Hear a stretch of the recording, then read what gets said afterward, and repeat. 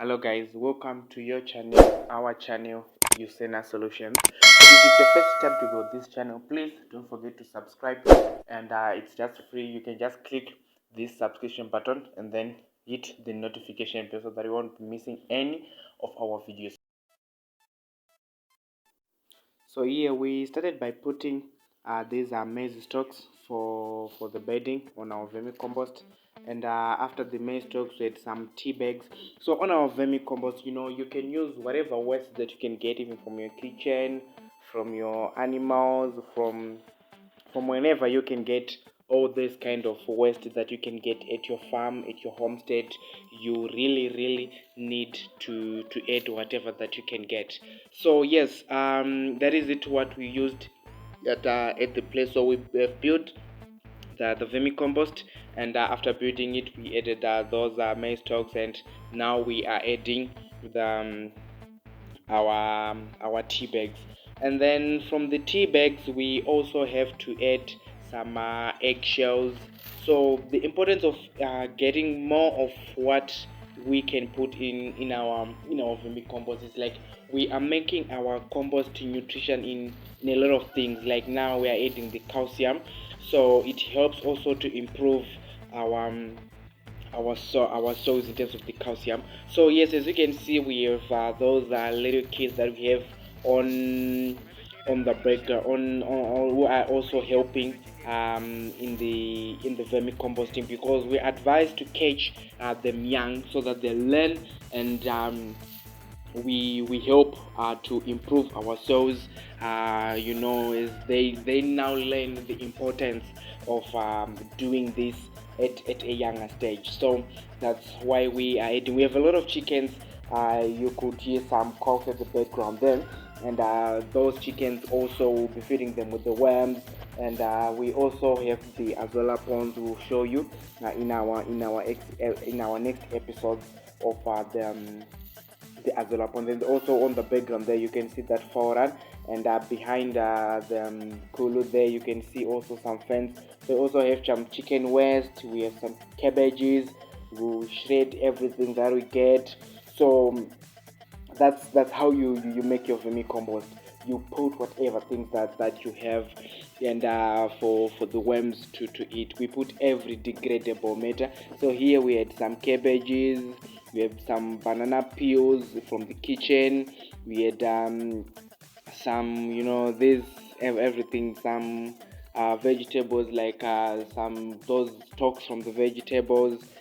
So you had to put them also in our bin. And after those we had to put also some maize cobs, and the cobs, they also help to for the coiling of the worms. So what happens is, like, when you put more worms in a bin, like this is a one-ton bin. So our system is like you put as much waste as possible. So what it means is, when the worms, like in here we have to put a kg of worms, it means that more of our worms now, they will be degrading on the matter. Like they sense that we have more matter here, we have more food, so they tend to lay more eggs. So we need to provide them places where they can lay their eggs. So we also had to add some paper. So we added whatever waste that is degradable that we could find at their place. So like this, like I'm saying, these maize cobs, they also help, in terms of these worms. They coil around those cobs. They also be in a position to lay their eggs. So in the first month we're going to have a lot of eggs, because they are saying now we have plenty of food. So when the worms have plenty of food, they lay as many eggs as possible.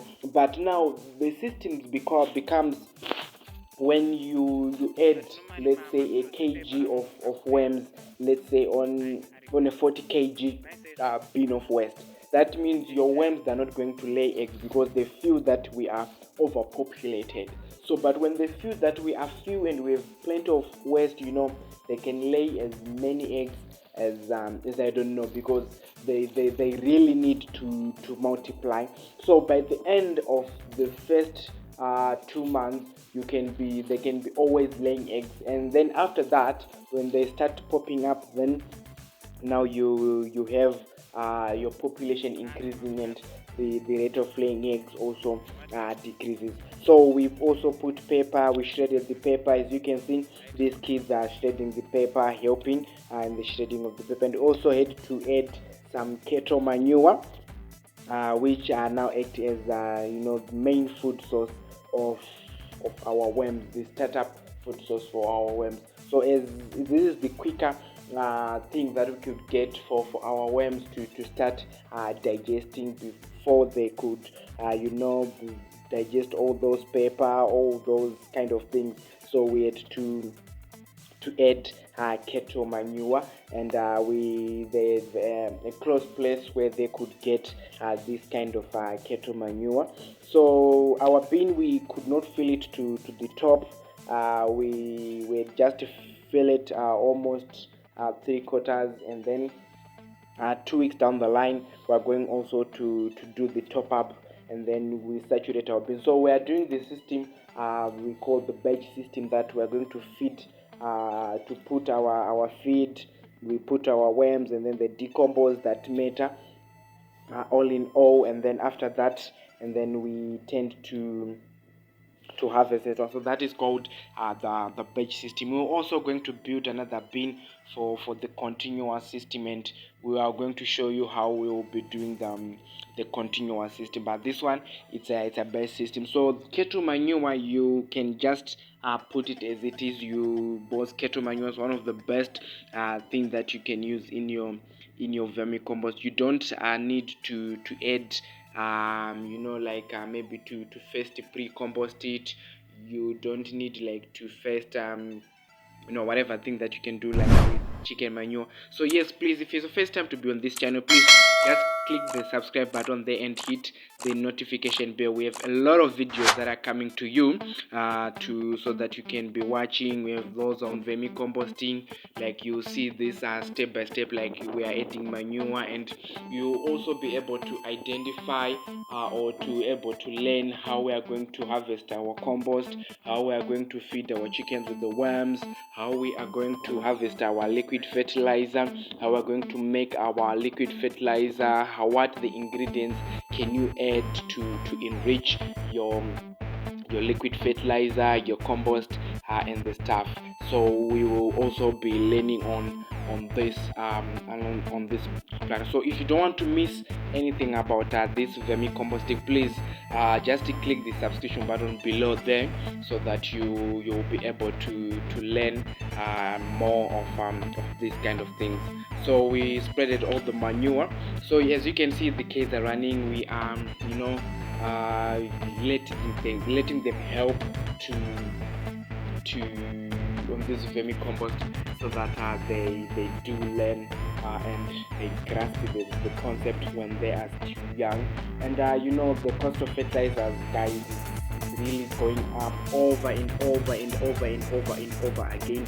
So we really need to reduce this cost by whatever means. We now moisten the bin so that it becomes moist. You don't need to soak this bin, and you don't need to make it too dry, because when it is like moist like this, the worms now they can find their way to the worms, they breathe through the skin. So the component in the bin should be moist. And then now we are adding the worms.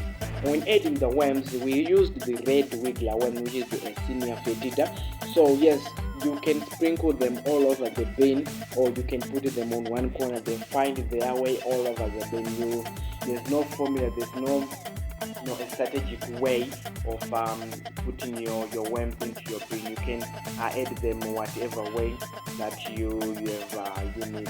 So here we have to put a kg of worms. Well, this bin is a 1-ton bin. As you can see, there are a lot of worms there. I think there are over 2,000 worms, because some of them they were still young. So yes, then there are plenty of worms that we have put in the bin, and then the worms are now finding their way in the compost or in the manure, so that they so in a ton of waste you can put 1 to 2 kgs of worms, which can degrade your matter in about 3 to 4 months, 5 months, depending also on the type of waste material that you have put. If you put more of browns, like more of maize stalks and the stuff, they tend to take time to be eaten by the worms. So yes, these are the red wiggler worms. So you can find your red wiggler worms at your supply. So yes guys, thank you. So please do follow us on Mucena Solutions. Don't forget to subscribe and click the notification bell so that you won't be missing any of our videos. So thank you guys, till we meet next